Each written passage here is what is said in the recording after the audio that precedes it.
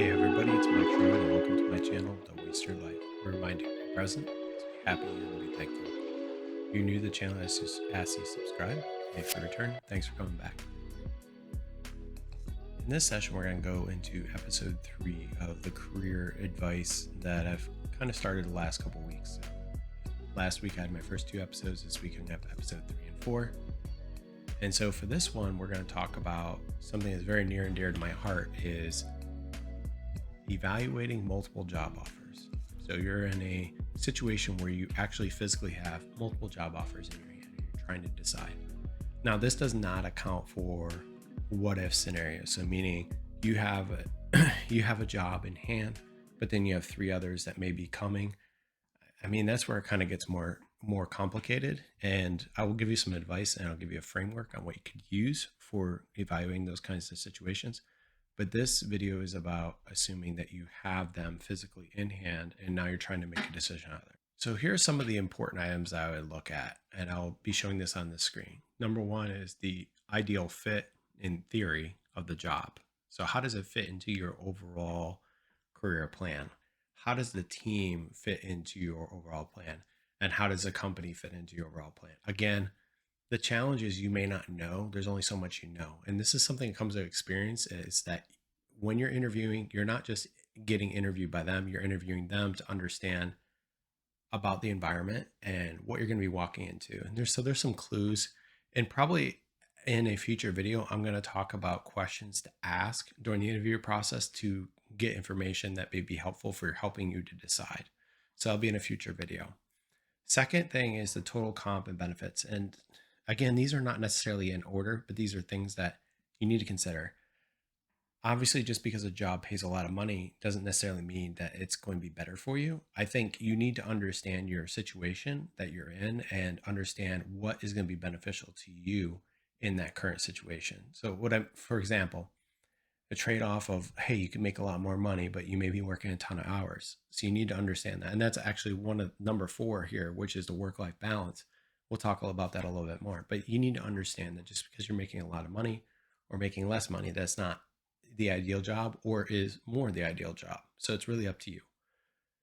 Number 3 is the development opportunities or the upside. So this is not just in that group or that job, but it's also in the company. Do you feel like the company is on an upswing, that there's going to continue to be development opportunities? That's really important, because if the economy is not doing well and your company is doing well, that may mean that they have hired appropriately for the current cycle that you guys are in, and you guys could still be able to grow while other companies are struggling. So I think, especially right now, given the market, I think looking at this and understanding development opportunities, and some of these could be formal, informal. So is there like a mentorship program?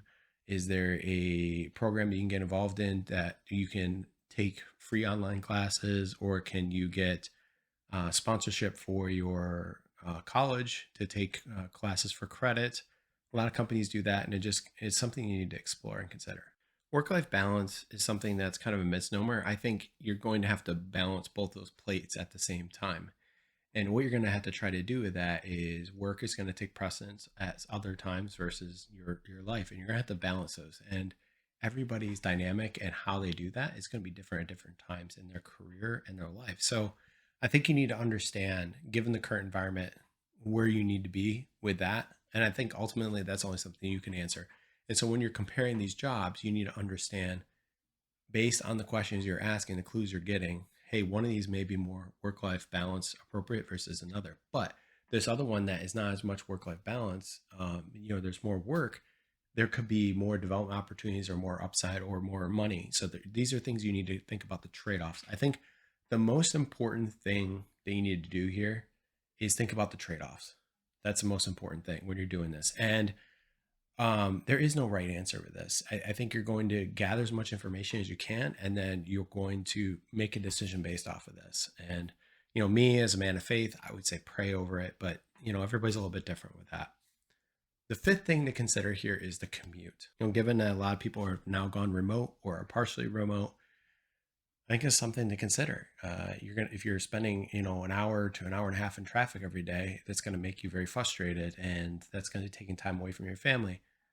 So if it's an opportunity that's close by to your house or you can work remotely, I think understand the commute and how that fits in for you. So like if you're early on in your career, maybe you want to, commute to the office so that way you can meet people in person and you can focus on your development and communication skills. So again, you need to understand how these jobs may fit in for you.